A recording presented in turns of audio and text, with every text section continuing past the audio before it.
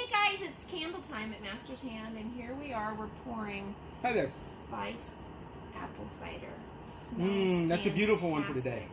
Yes, so what we're going to do is we're going to take the fragrance oil, I've already measured it out, we're going to pour it right into our vat of wax.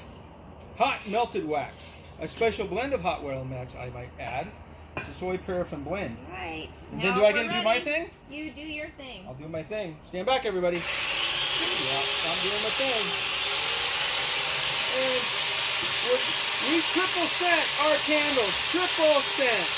3 times the amount of fragrance oil that you're going to find in a normal candle. It takes a lot of drilling. A lot of mixing. And our candles are awesome for fundraisers, gifts, you name it.